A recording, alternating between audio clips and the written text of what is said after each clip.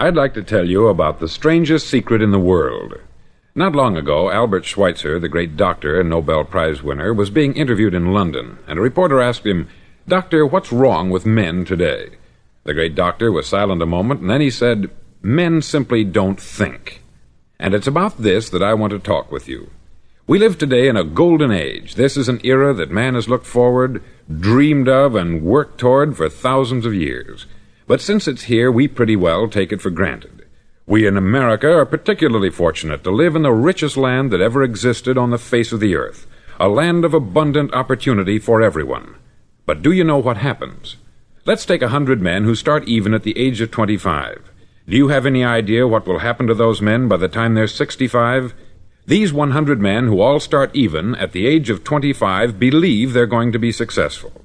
If you asked any one of these men if he wanted to be a success, he'd tell you that he did. And you'd notice that he was eager toward life, that there was a certain sparkle to his eye, an erectness to his carriage, and life seemed like a pretty interesting adventure to him. But by the time they're 65, 1 will be rich, 4 will be financially independent, 5 will still be working, 54 will be broke. Now think a moment. Out of the 100, only 5 make the grade.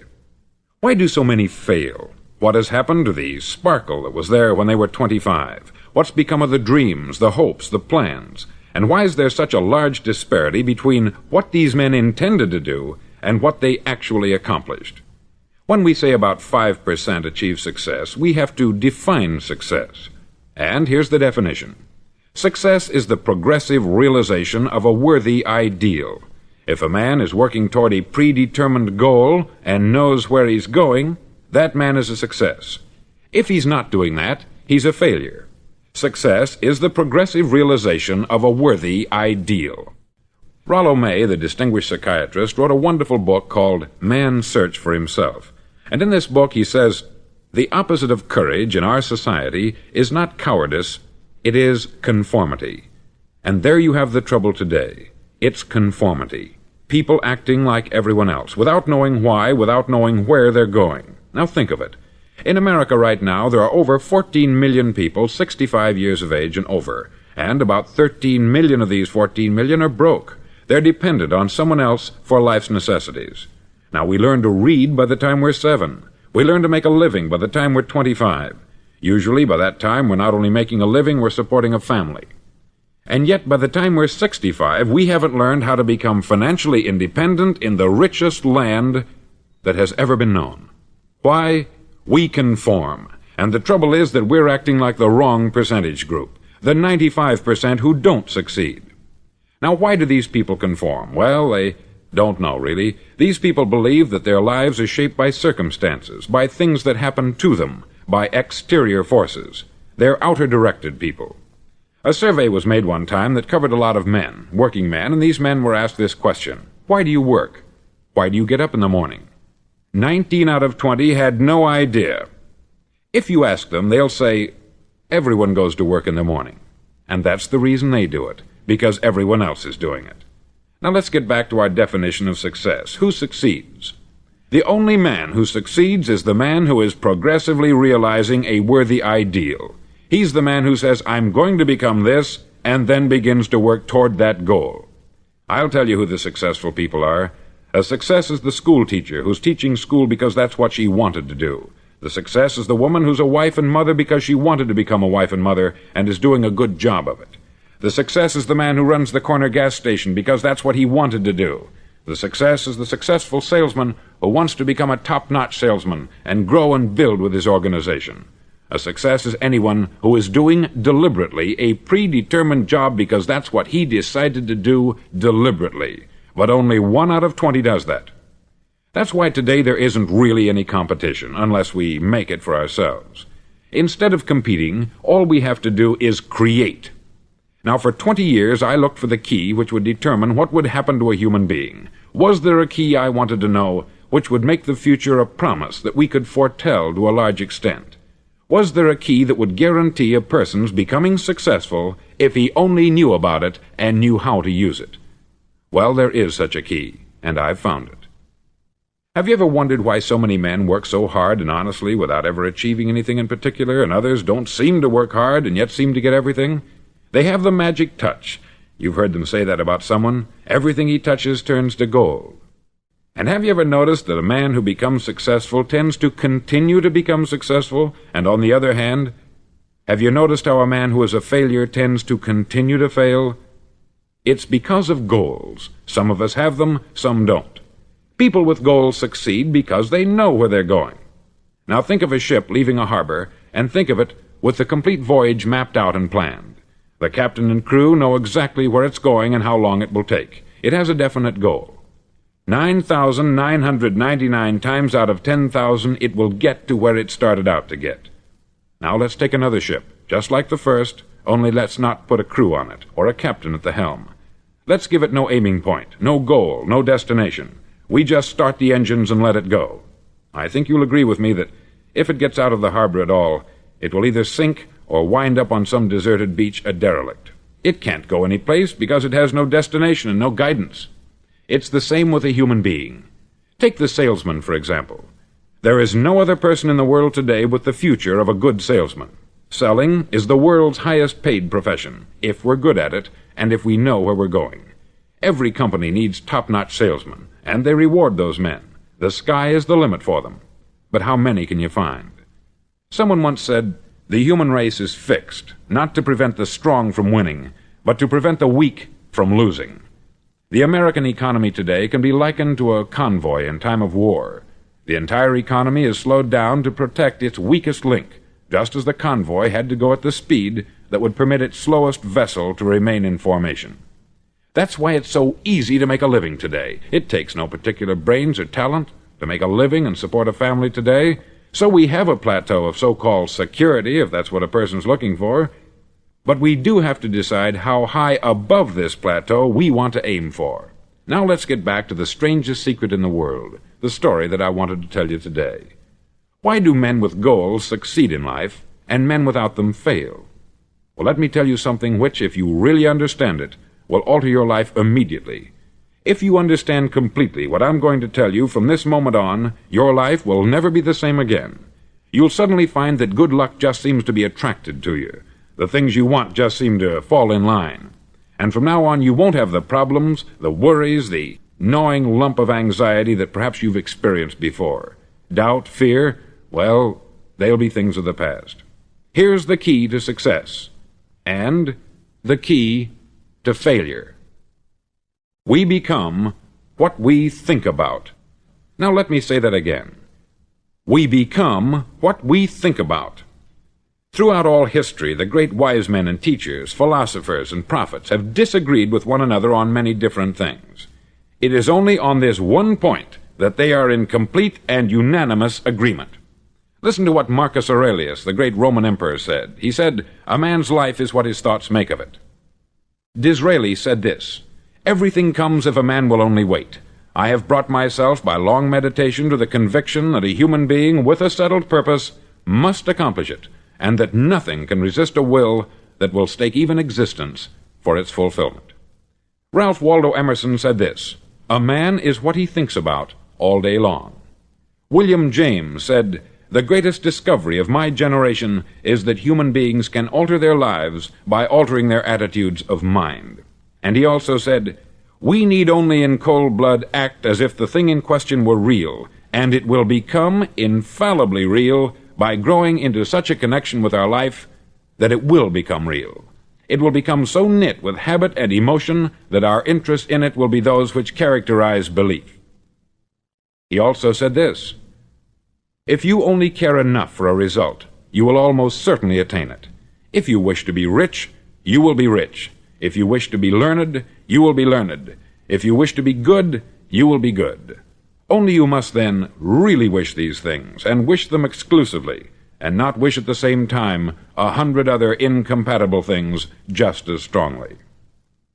In the Bible you read, in Mark 9:23, "If thou canst believe, all things are possible to him that believeth." Dr. Norman Vincent Peale said this, "This is one of the greatest laws in the universe. Fervently do I wish I had discovered it as a very young man. It dawned upon me much later in life, and I've found it to be one of the greatest, if not my greatest discovery, outside of my relationship to God.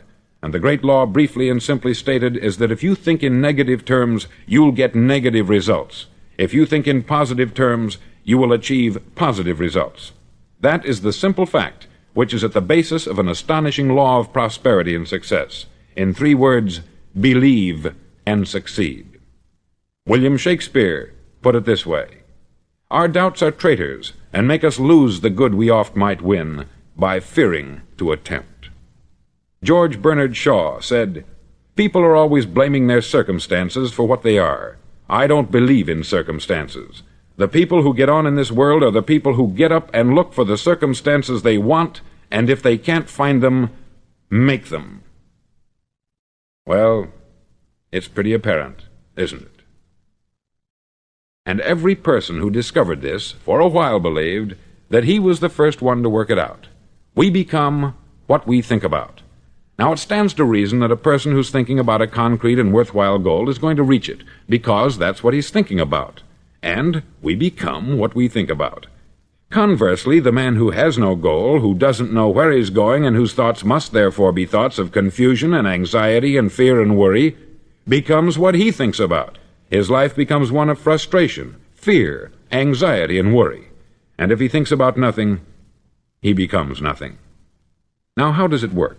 Why do we become what we think about? Well, I'll tell you how it works as far as we know. Now, to do this, I want to tell you about a situation that parallels the human mind. Suppose a farmer has some land, and it's good, fertile land. Now, the land gives the farmer a choice. He may plant in that land whatever he chooses. The land doesn't care. It's up to the farmer to make the decision. Now, remember, we're comparing the human mind with the land, because the mind, like the land, doesn't care what you plant in it. It will return what you plant, but it doesn't care what you plant. Now, let's say that the farmer has 2 seeds in his hand. One is a seed of corn, the other is nightshade, a deadly poison. He digs 2 little holes in the earth, and he plants both seeds, one corn, the other nightshade. He covers up the holes, waters, and takes care of the land, and what will happen? Invariably, the land will return what is planted. As it's written in the Bible, "As ye sow, so shall ye reap." Remember, the land doesn't care. It will return poison in just as wonderful abundance as it will corn. So up come the 2 plants, one corn, one poison. Now, the human mind is far more fertile, far more incredible and mysterious than the land, but it works the same way. It doesn't care what we plant. Success, failure. A concrete, worthwhile goal, or confusion, misunderstanding, fear, anxiety, and so on. But what we plant, it will return to us. You see, the human mind is the last great unexplored continent on the earth. It contains riches beyond our wildest dreams. It will return anything we want to plant. Now, you might say, well, if that's true, why don't people use their minds more? Well, I think they've figured out an answer to that, too. Our mind comes as standard equipment at birth. It's free, and things that are given to us for nothing we place little value on. Things that we pay money for, we value. The paradox is that exactly the reverse is true. Everything that's really worthwhile in life came to us free. Our mind, our soul, our body, our hopes, our dreams, our ambitions, our intelligence, our love of family and children and friends. All these priceless possessions are free, but the things that cost us money are actually very cheap and can be replaced at any time. A good man can be completely wiped out and make another fortune. He can do that several times. Even if our home burns down, we can rebuild it, but the things we got for nothing, we can never replace. The human mind isn't used merely because we take it for granted. Familiarity breeds contempt. It can do any kind of job we assign to it, but generally speaking, we use it for little jobs instead of big important ones. Universities have proved that most of us are operating on about 10% of our abilities. Decide now, what is it you want? Plant your goal in your mind. It's the most important decision you'll ever make in your entire life. Do you want to be an outstanding salesman, a better worker at your particular job? Do you want to go places in your company, in your community? All you've got to do is plant that seed in your mind. Care for it. Work steadily toward your goal, and it will become a reality. It not only will, there's no way that it cannot. You see, that is a law, like the laws of Sir Isaac Newton, the laws of gravity. If you get on top of a building and jump off, you'll always go down. You'll never go up. And it's the same with all the other laws of nature. They always work. They're inflexible. Think about your goal in a relaxed, positive way.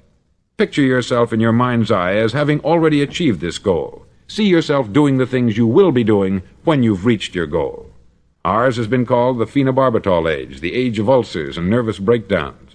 At a time when medical research has raised us to a new plateau of good health and longevity, far too many of us worry ourselves into an early grave trying to cope with things in our own little personal ways, without learning a few great laws that will take care of everything for us. These things we bring on ourselves through our habitual way of thinking.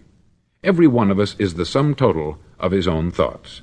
He is where he is because that is exactly where he really wants to be, whether he'll admit that or not. Each of us must live off the fruit of his thoughts in the future, because what you think today and tomorrow, next month and next year, will mold your life and determine your future. You're guided by your mind. I remember one time I was driving through Arizona and I saw one of those giant earth-moving machines roaring along the road at about 35 miles an hour with what looked like 20 tons of dirt in it, a tremendous, incredible machine, and there was a little man perched way up on top with the wheel in his hands guiding it. And as I drove along, I was struck by the similarity of that machine to the human mind. Just suppose you're sitting at the controls of such a vast source of energy. Are you going to sit back and fold your arms and let it run itself into a ditch?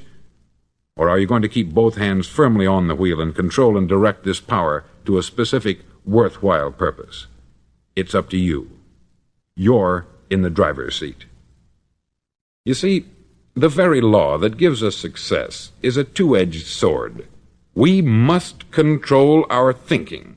The same rule that can lead a man to a life of success, wealth, happiness, and all the things he's ever dreamed of for himself and his family, that very same law can lead him into the gutter. It's all in how he uses it, for good or for bad. This is the strangest secret in the world. Now, why do I say it's strange, and why do I call it a secret? Actually, it isn't a secret at all. It was first promulgated by some of the earliest wise men, and it appears again and again throughout the Bible. But very few people have learned it, understand it. That's why it's strange, and why, for some equally strange reason, it virtually remains a secret. I believe that you could go out and walk down the main street of your town and ask one man after another what the secret of success is, and you probably wouldn't run into one man in a month who could tell you. Now, this information is enormously valuable to us, if we really understand it and apply it. It's valuable to us not only for our own lives, but the lives of those around us, our family, employees, associates, and friends. Life should be an exciting adventure. It should never be a bore. A man should live fully, be alive. He should be glad to get out of bed in the morning. He should be doing a job he likes to do because he does it well. One time I heard Grove Patterson make a speech, the editor-in-chief of the Toledo Daily Blade, and as he concluded his speech, he said something that I've never forgotten.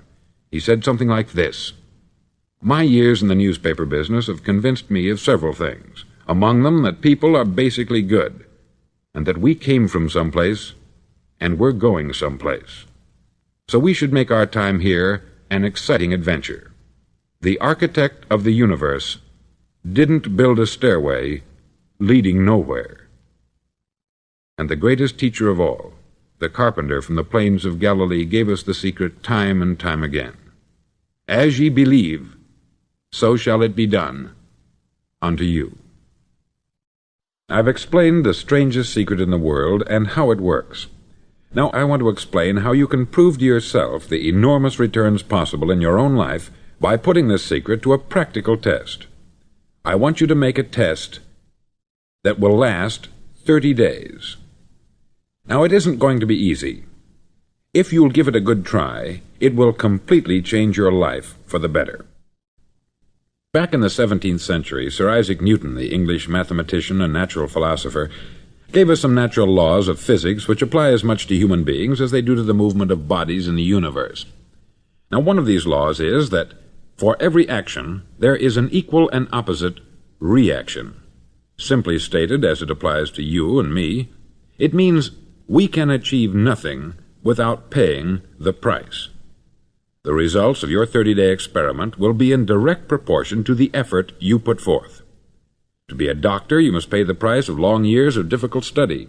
to be successful in selling, and remember that each of us succeeds to the extent of his ability to sell, selling our families on our ideas, selling education in schools, selling our children on the advantages of living the good and honest life, selling our associates and employees on the importance of being exceptional people, to, of course, the profession of selling itself. But to be successful in selling our way to the good life, we must be willing to pay the price. Now, what is that price?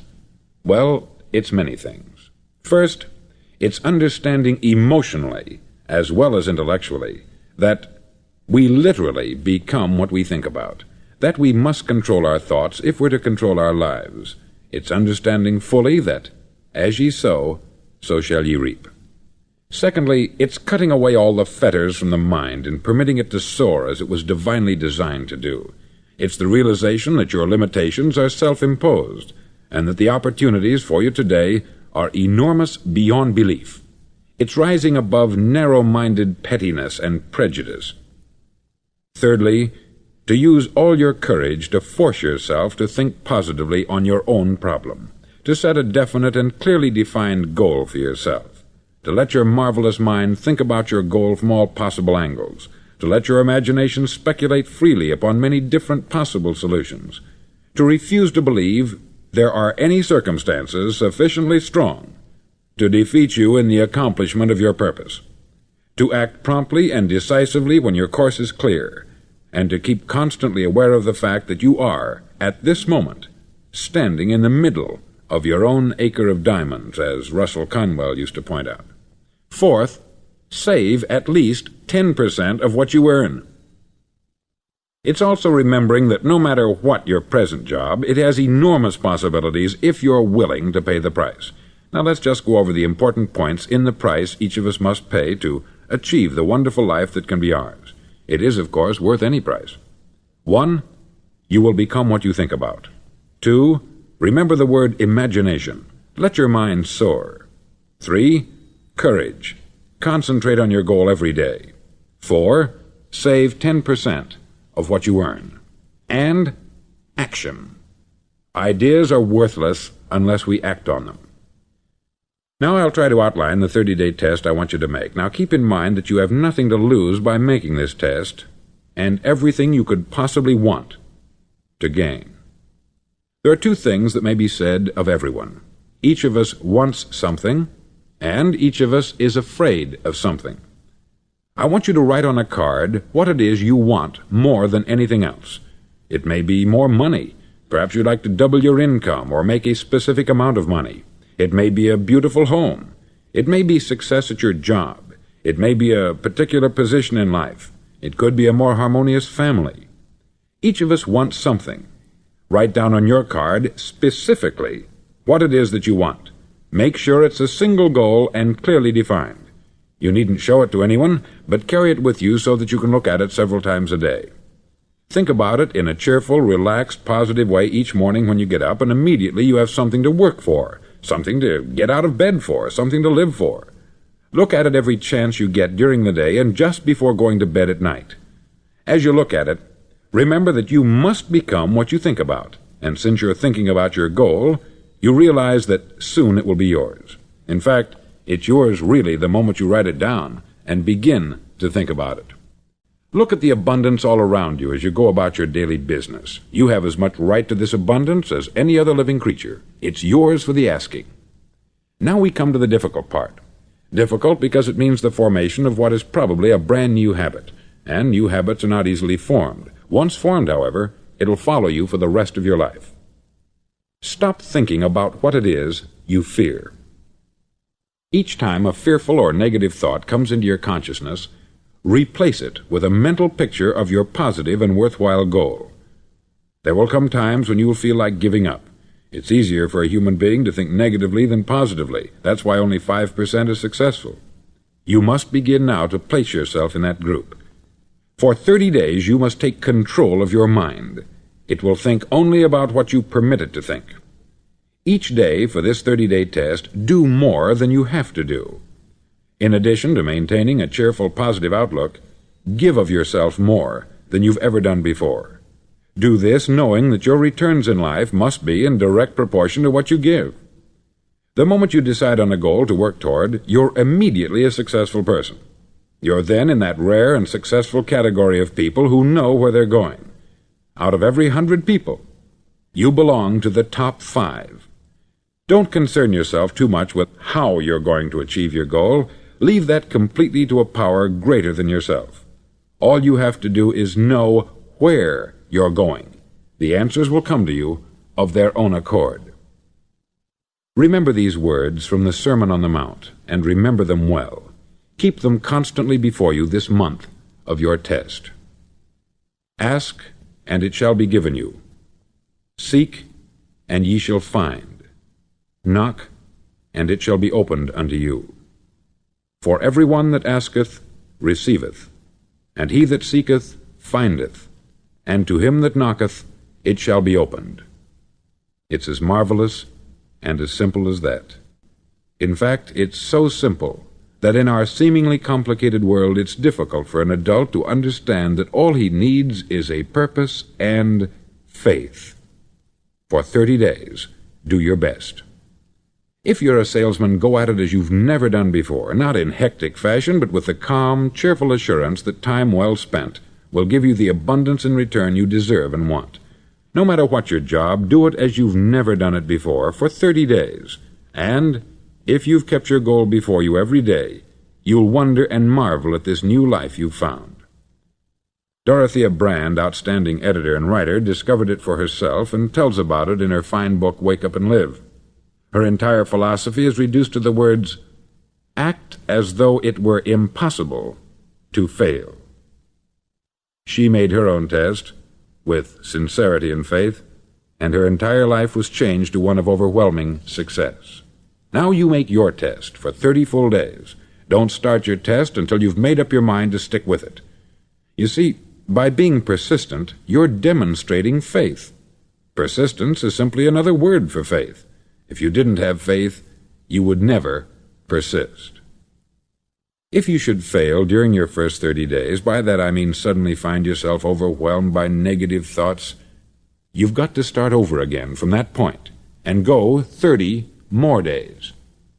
Gradually your new habit will form until you find yourself one of that wonderful minority to whom virtually nothing is impossible. Don't forget the card. It's vitally important as you begin this new way of living. On one side of the card, write your goal, whatever it may be. On the other side, write the words we've quoted from the Sermon on the Mount. Ask, and it shall be given you. Seek, and ye shall find. Knock, and it shall be opened unto you. Nothing great was ever accomplished without inspiration. See that during these crucial first 30 days, your own inspiration is kept at a peak. Above all, don't worry. Worry brings fear, and fear is crippling. The only thing that can cause you to worry during your test is trying to do it all yourself.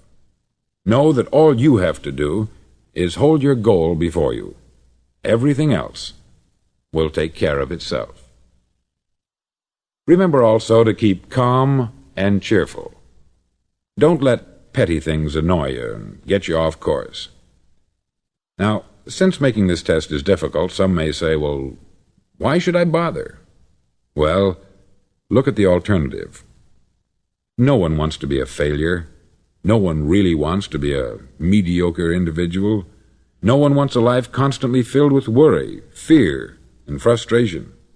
Therefore, remember that you must reap that which you sow. If you sow negative thoughts, your life will be filled with negative things. If you sow positive thoughts, your life will be cheerful, successful, and positive. Now, gradually, you will have a tendency to forget what you've heard on this record. Play it often. Keep reminding yourself of what you must do to form this new habit. Gather your whole family about and listen to what's been said here at regular intervals. You know, most men will tell you that they want to make money without understanding the law. The only people who make money work in the mint. The rest of us must earn money. This is what causes those who keep looking for something for nothing or a free ride to fail in life. The only way to earn money is by providing people with services or products which are needed and useful. We exchange our product or service for the other man's money. Therefore, the law is that our financial return will be in direct proportion to our service. Success is not the result of making money. Making money is the result of success, and success is in direct proportion to our service. Most people have this law backwards. They believe that you're successful if you earn a lot of money. The truth is that you can only earn money after you're successful. It's like the story of the man who sat in front of the stove and said to it, "Give me heat, and then I'll add the wood." How many men and women do you know, or do you suppose there are today, who take the same attitude toward life? There are millions. We've got to put the fuel in before we can expect heat. Likewise, we've got to be of service first before we can expect money. Don't concern yourself with the money. Be of service. Build, work, dream, create. Do this, and you'll find there's no limit to the prosperity and abundance that will come to you. Prosperity is founded upon a law of mutual exchange. Any person who contributes to prosperity must prosper in turn himself. Sometimes the return will not come from those you serve, but it must come to you from someplace, for that is the law. For every action there is an equal and opposite reaction. As you go daily through your 30-day test period, remember that your success will always be measured by the quality and quantity of service you render, and money is a yardstick for measuring this service. No man can get rich himself unless he enriches others. There are no exceptions to a law. You can drive down any street in America and from your car estimate the service that's being rendered by the people living on that street. Had you ever thought of this yardstick before? It's interesting. Some, like ministers and priests and other devoted people, measure their returns in the realm of the spiritual, but again, their returns are equal to their service. Once this law is fully understood, any thinking person can tell his own fortune. If he wants more, he must be of more service to those from whom he receives his return. If he wants less, he has only to reduce this service. This is the price you must pay for what you want. If you believe you can enrich yourself by deluding others, you can only end by deluding yourself. It may take some time, but just as surely as you breathe, you'll get back what you put out. Don't ever make the mistake of thinking you can avert this. It's impossible. The prisons and the streets where the lonely walk are filled with people who tried to make new laws just for themselves. We may avoid the laws of man, but there are greater laws that cannot be broken. An outstanding medical doctor recently pointed out 6 steps that will help you realize success. 1. Set yourself a definite goal. 2. Quit running yourself down. 3. Stop thinking of all the reasons why you cannot be successful, and instead think of all the reasons why you can. 4. Trace your attitudes back through your childhood and try to discover where you first got the idea you couldn't be a success, if that's the way you've been thinking. 5. Change the image you have of yourself by writing out a description of the person you would like to be. And 6.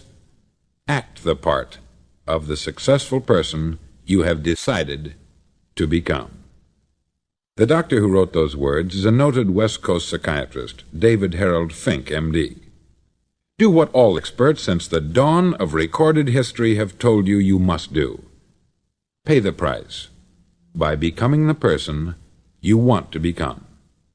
It's not nearly as difficult as living unsuccessfully. Make your 30-day test. Then repeat it. Then repeat it again. Each time it will become more a part of you until you'll wonder how you could ever have lived any other way. Live this new way, and the floodgates of abundance will open and pour over you more riches than you may have dreamed existed. Money? Yes, lots of it. But what's more important you'll have peace. You'll be in that wonderful minority who lead calm, cheerful, successful lives. Start today. You have nothing to lose, but you have a life to win.